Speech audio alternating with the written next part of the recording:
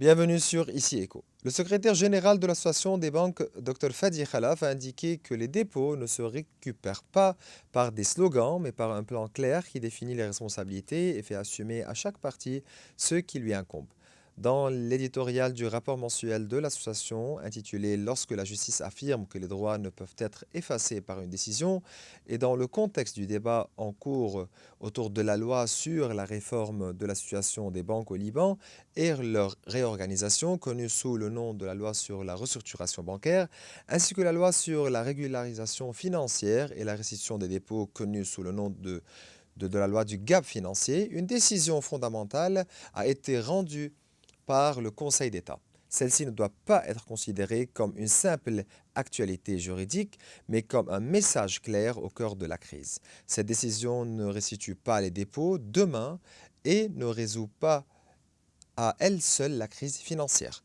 Mais elle confirme un principe essentiel, les dépôts ne peuvent être annulés, il n'est pas possible d'effacer les dettes par une simple mention dans un procès verbal. Il n'est pas non plus possible de transformer les fonds des banques et des déposants en pertes effacées des registres comme si elles n'avaient jamais existé. L'État a tenté de réouvrir ou bien rouvrir le dossier de la décision du Conseil d'État rendue le 6 février 2024 qui avait annulé la décision du Conseil des ministres relative à l'effacement d'une partie des engagements de la Banque du Liban en devises étrangères envers les banques. Mais le Conseil d'État a rejeté la demande de révision du procès, rendant ainsi la décision précédente encore plus solide et plus claire.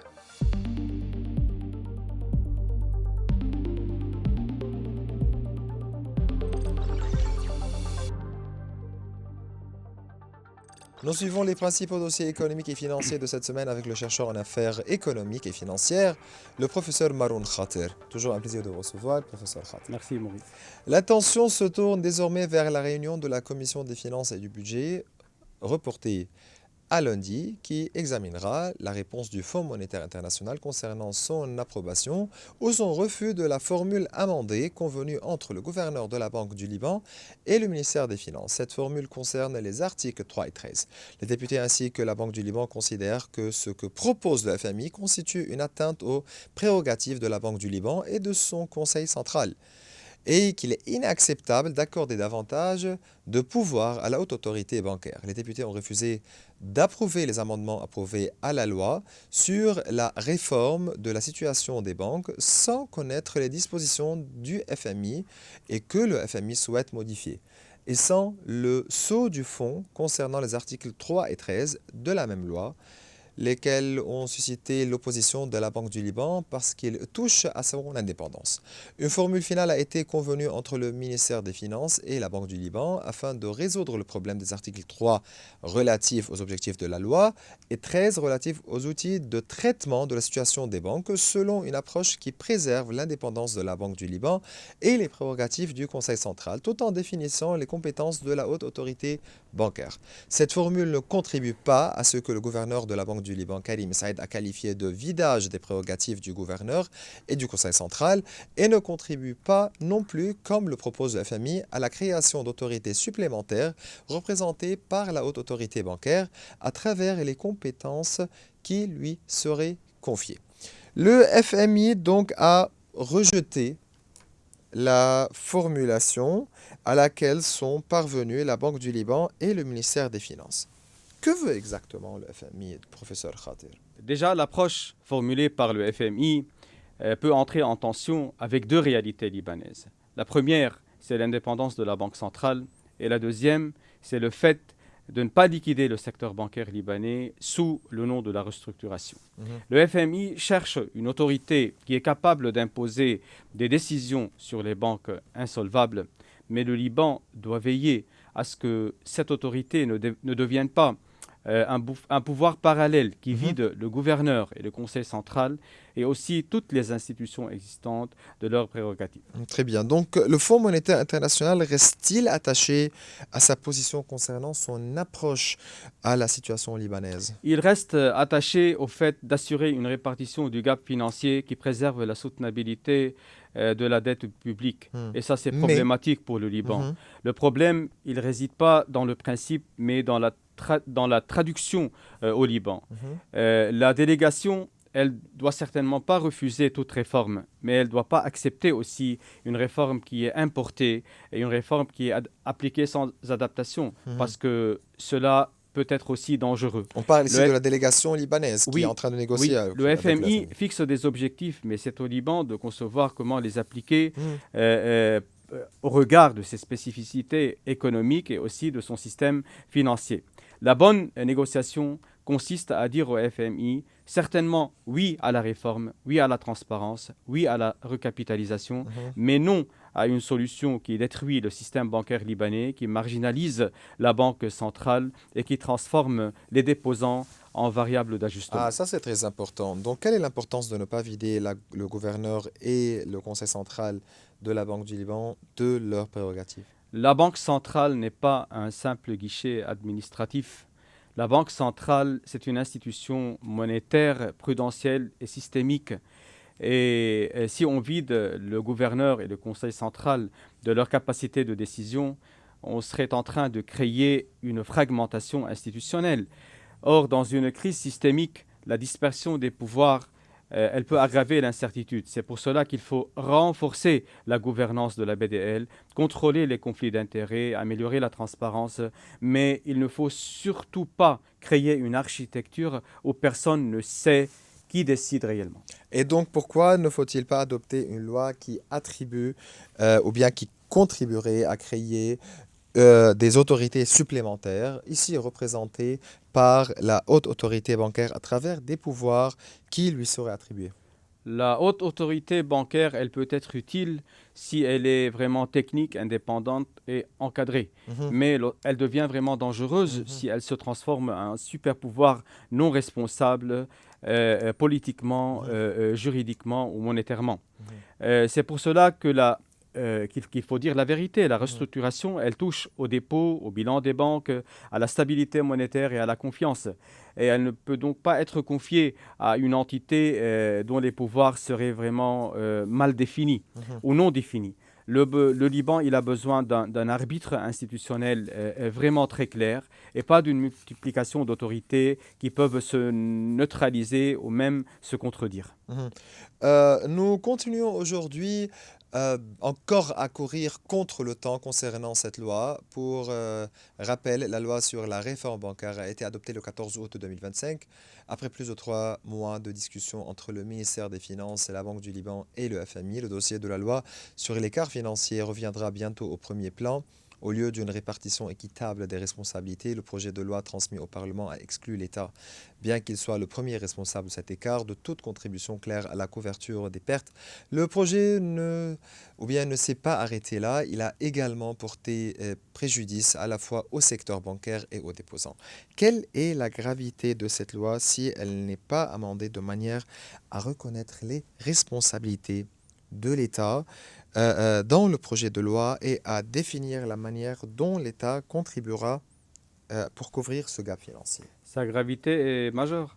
C'est parce qu'elle risque de transformer une crise systémique en une liquidation comptable. Mhm, Si l'État n'est pas clairement reconnu comme étant un contributeur essentiel à la couverture du gap financier, alors la charge va se déplacer vers les banques et par suite vers les déposants. mhm, Or, l'État, il a utilisé la Banque centrale et les banques pour se financer à travers les années. C'est pour cela qu'il ne peut pas disparaître de l'équation maintenant. Une loi qui exclut l'État ne règle pas la crise. Elle sera une loi qui va déplacer les pertes vers le secteur bancaire et vers les déposants. mhm. Le projet fait état de l'existence d'actifs irréguliers ou irrécouvrables qui devraient être radiés, ce qui signifie considérer ces fonds comme impossibles à restituer aux déposants. En conséquence, il prévoit leur déduction des dépôts et leur non-restitution à leurs propriétaires. En parallèle, leur valeur est imputée aux banques comme une perte, de sorte que la perte est supportée simultanément par les deux parties, ce qui pousse à la liquidation des banques ainsi qu'à celle des droits des déposants, au lieu de leur permettre de restituer les dépôts. Si les banques se voient imposer des charges dépassant leur responsabilité et leur capacité, le résultat serait sera claire. La liquidation du plus grand nombre possible de banques, voire de toutes. Dans ce cas, le secteur bancaire ne sera pas le seul à être touché. Les déposants seront les premiers affectés, notamment ceux des banques susceptibles d'être liquidées.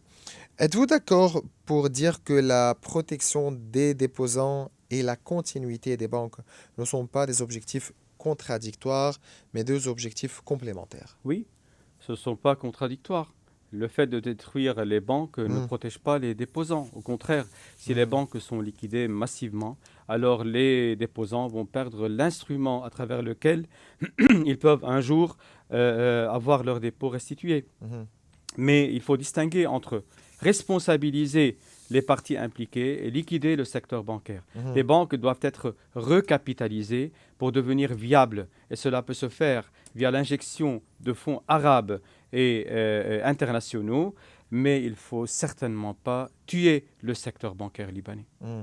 Certains pourraient considérer que la décision définitive du Conseil d'État concernant l'interdiction de l'effacement indirect des dépôts à travers l'annulation des dettes de la Banque du Liban n'est qu'une décision supplémentaire confirmant une évidence. En effet, le Conseil d'État avait déjà rendu une décision en 2024 interdisant au gouvernement d'effacer les dépôts des banques auprès de la Banque centrale au motif qu'il s'agissait en réalité d'un effacement des fonds des déposants. Ce qui s'est produit aujourd'hui, c'est que le Conseil d'État a rejeté le recours du gouvernement visant à obtenir une révision du procès et une modification de la décision, confirmant ainsi sa première décision qui est devenue définitive et insusceptible de recours.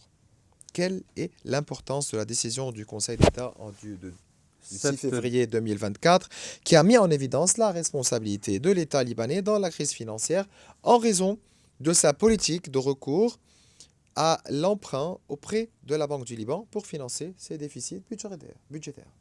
Cette décision est fondamentale. Elle Hmm. rappelle que les dépôts et les engagements de la BDL ne peuvent pas être effacés par une décision administrative. Mhm. Elle ne dit certainement pas que les dépôts vont être rendus demain, Mhm. mais elle dit quelque chose de très fondamental, c'est que les droits patrimoniaux ne disparaissent pas via des écritures comptables. C'est une limite juridique posée face à la tentation politique d'effacer les pertes sans responsabilisation. Mhm. Il convient bien de souligner la clarté dont a fait preuve le Conseil d'État dans sa propre réponse à la demande de l'État, notamment lorsqu'il a utilisé l'expression crise systémique pour qualifier les conséquences pouvant résulter de sa décision définitive. Il est très important de s'arrêter sur la récente évaluation du Fonds monétaire international qui a reconnu aussi que ce dont souffre le Liban est une crise systémique et non une crise bancaire traditionnelle. Revenons à la définition de cette crise en tant que systémique. Une crise systémique, elle signifie que le problème ne concerne pas un secteur, Mhm, notamment le secteur bancaire. Au Liban, la crise touche simultanément l'État, la conjoncture, la banque centrale, les banques, la monnaie, la dette publique, mhm, la balance des paiements et la confiance en l'économie réelle. mhm, C'est donc une crise de système. Et par suite, la qualifier de systémique ne sert pas à diluer les responsabilités ou à exempter une des parties. Au contraire, cela permet de les identifier correctement et de les responsabiliser. mhm. Et donc, comment la reconnaissance par le FMI du caractère systémique de cette crise peut-elle être considérée non pas une tentative de se soustraire aux responsabilités, mais comme le point de départ indispensable à toute solution réaliste, juste et durable? C'est parce qu'une crise systémique, elle exige une réponse systémique. Mhm, On ne peut pas demander au seul secteur bancaire d'absorber une crise née mhm, depuis des décennies de déficit public, de financement monétaire, de mauvaise gouvernance, mhm, de corruption, de défauts souverains et d'effondrement institutionnel.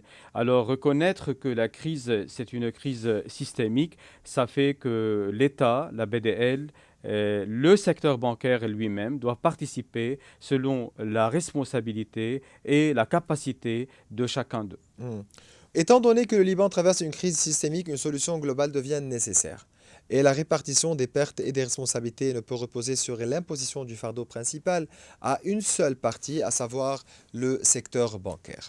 Professeur Khater, un plan qui élimine la majorité des banques est-il une réforme? Non, Ça serait une liquidation qui est Mhm, déguisée en réforme. Une réforme bancaire, elle mhm, devrait permettre au pays de retrouver un système bancaire qui est capable de financer l'économie, d'attirer les capitaux et de restaurer la confiance. Si son aboutissement est la disparition de la majorité des banques, on aurait donc institutionnalisé l'effondrement. mhm. Cela raviverait également les inquiétudes quant au retour sous une autre forme au projet des 5 banques comme cela avait été envisagé par le gouvernement Diab. Mhm.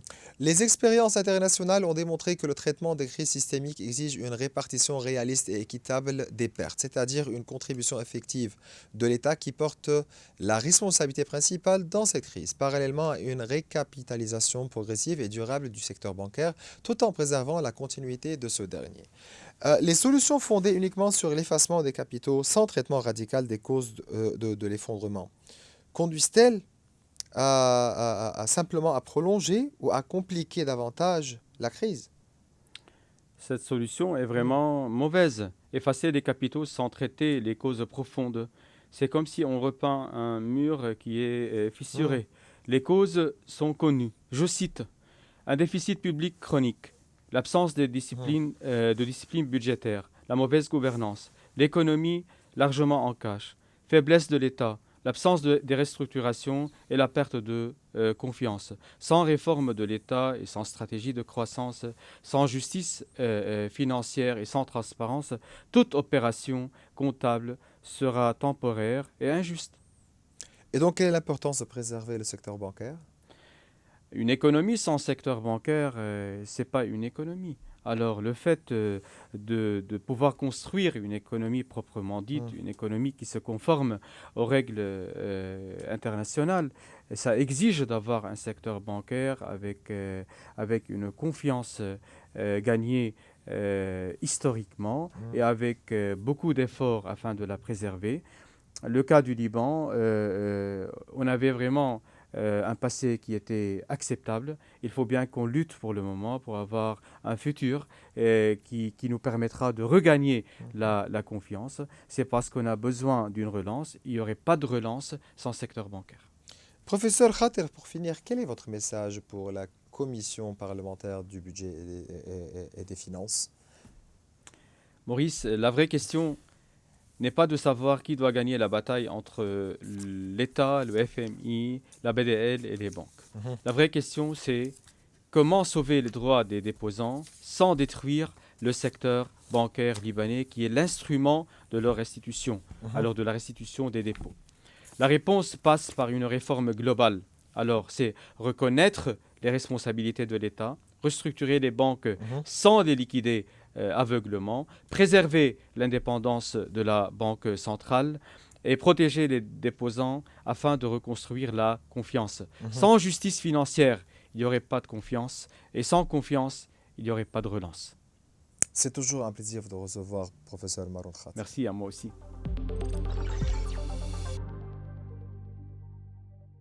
Nous suivons les détails et les répercussions d'un décret publié au journal officiel qui modifie la valeur des redevances appliquées à certains produits en fonction de la quantité ou de la nature des déchets générés lors de la fabrication ou de leur utilisation.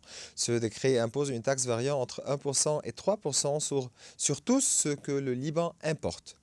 Par un simple calcul et en tenant compte du fait que les importations du Liban atteignent environ 20 milliards de dollars par an, avec un taux moyen de cette nouvelle taxe fixé à 2%, les recettes attendues de cette mesure pourraient atteindre les 400 millions de dollars. Cela intervient sans que les raisons de cette mesure soient claires et clairement connues, alors qu'elle impose des coûts supplémentaires aux producteurs, aux importateurs et aux industriels, et en fin de compte aux citoyens libanais. Ces charges additionnelles surviennent dans un contexte d'inflation locale et importée dont le citoyen libanais continue de supporter les conséquences. Nous recevons le président du syndicat des importateurs de produits alimentaires, Hani Barsali. Hani, c'est toujours un plaisir de vous recevoir. Quels sont, Le mien aussi. quels sont les détails de ce décret? Qui en est à l'origine et dans quel objectif? Écoute, Maurice, faut premièrement dire que la répercussion ne se fait pas sur l'importateur ou sur l'industriel, elle se fait exclusivement sur le consommateur libanais. Parce que tous les business sont la monnaie passe en transit. Mhm, C'est-à-dire que toute charge additionnelle va être augmentée sur le coût de la marchandise et du fait, c'est le consommateur qui va payer cette taxe. mhm, Quels sont les détails de cette taxe? On a été vraiment surpris mhm, de voir cette loi issue dans la Gazette officielle aujourd'hui, en fait hier, et avec un effet immédiat. Personnellement, j'ai des marchandises dans le port qui ont déjà été taxées. L'huile végétale est taxée à 2,5%, donc j'ai été taxé déjà hier à 2,5% sur une cargaison qui est au port. mhm. Vous savez que ce sont des charges qui n'étaient pas, on n'attendait pas à ça, donc ça va être des augmentations immédiates, premièrement. Deuxièmement, quelle est notre argumentation? Cette taxe est supposée être environmental, donc Mhm. sur l'environnement. Donc je ne comprends pas en quoi les produits alimentaires de première nécessité, comme le riz, comme le sucre, comme les huiles, Mhm. ont un effet négatif sur l'environnement pour qu'ils soient taxés à 1% ou à plus, premièrement. Mhm. Deuxièmement, c'est une taxe qui s'applique sur toutes les marchandises. Dans le HS Code, du chapitre 1 au chapitre 98, ça n'a jamais été taxé aussi pleinement dans n'importe quelle taxe ultérieure. Donc, par exemple, quand il y a la TVA, il n'y a pas tous les produits qui sont taxés. Donc, la charge de 3% sur les produits qui sont taxables par la TVA sont Mhm. une minorité et qui touchent généralement une taxe sur la consommation, donc et qui touche plus les personnes aisées, alors que cette taxe touche tout le monde, surtout, je ne dis pas seulement les produits alimentaires, on parle de sucre, on parle de produits alimentaires, mais on parle aussi des médicaments, on parle Ah, oui, les médicaments, même l'essence et le mazout, tout, en fait, mhm. tout est taxé à par exemple, pour le mazout et pour le fuel, c'est à 2%. Donc, on sait même pas comment va être cette répercussion sur l'économie nationale. Et puis, il faut savoir où est-ce que cet argent va être distribué.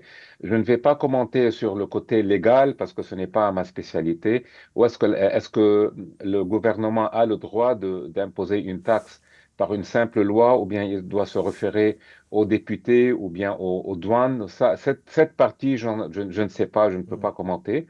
Mais ce que je peux dire, que c'est une taxe immédiate, Donc, cachée, si vous vous voulez me voulez, dire que les dispositions de ce décret, de ce décret sont déjà entrées en vigueur immédiatement. En d'autres termes, vous avez bien immédiatement. reçu des factures incluant cette taxe supplémentaire. Exactement, immédiatement. Et ça a été déjà, parce que ça a été issu dans la Gazette de la semaine passée. Mhm. Je ne sais, en fait, si vous lisez le texte, ça a été déjà approuvé par le gouvernement en Mhm. avril. Je ne sais pas comment le gouvernement a accepté cette taxe. En avril, on était en pleine guerre. Je ne comprends pas comment une taxe pareille va être imposée sur une économie qui a beaucoup de problèmes dans Mhm. une guerre, avec des déplacés, Euh, avec une partie de Hani, l'économie qui ne fonctionne pas. Hani Barsalé, quelles seront les répercussions sur les prix et sur les citoyens de ce décret? Le citoyen peut-il supporter donc davantage de taxes dans un contexte d'inflation locale et importée dont il paye déjà le prix? C'est très difficile de vous donner un chiffre exact, mais généralement, une taxe de 1% a toujours un effet inflationniste qui peut dégénérer. Donc, ça peut être 2, 3 ou 4% immédiatement. Mhm, Euh, et puis, c'est sur toute la gamme de produits. Donc, c'est sur les 20 milliards de dollars que le Liban importe. Et c'est vraiment très dur. Et déjà, la raison pour laquelle cette taxe a été instaurée est un peu douteuse, parce que ce n'est pas une taxe, disons, qui va être pour le bon de l'économie. mhm. Donc, je comprends que pour l'environnement, il faut faire des précautions, mais je ne crois pas que les précautions doivent être faites aujourd'hui. Il y a beaucoup d'autres priorités à faire. Mhm. pour les citoyens. Hmm. 1 à 2% d'augmentation, peut-être que quantitativement, ce n'est pas beaucoup, mais avec l'augmentation de toutes les charges sur toute la population, c'est énorme. Mhm. Comment sera traitée cette mesure qui a été introduite de manière discrète? Est-ce qu'on s'attend à une réaction des instances économiques? Écoute, déjà, il y a beaucoup de contacts. On a des contacts avec le ministère de l'économie, avec la commission économique, la commission économique dans la Chambre des députés, donc avec Dr Boustani. Il y aura des meetings qui se feront lundi et mardi, Mhm. mais il faut dire d'un autre côté que le dommage déjà été fait. La loi est déjà Entrer en publié dans vigueur. la Gazette Mhm. publique et les douanes appliquent. Je ne Mhm. sais pas comment cette loi peut passer sans l'approbation des douanes déjà. Mhm. Donc, Mhm. c'est la partie légale dans laquelle je ne suis pas expert. Il faut demander aux experts légaux comment cette loi a passé et est-ce qu'ils ont le droit de le faire. Mhm. Il y a aussi un point aussi très, Oui, très je vous en important, c'est prie. que je ne sais pas dans quelle mesure le gouvernement a le droit d'imposer des taxes sans passer, je Mhm. l'ai dit déjà, Ouais. sans passer par le Parlement et sans passer par les douanes. Mhm. Hani Barsaleh, vous êtes le président du syndicat des importateurs de produits alimentaires. Je vous remercie. Merci beaucoup. Bien voilà, mes chers téléspectateurs, nous arrivons à la fin de cette émission. Vous pouvez revoir tous nos épisodes sur nos réseaux sociaux. Au revoir.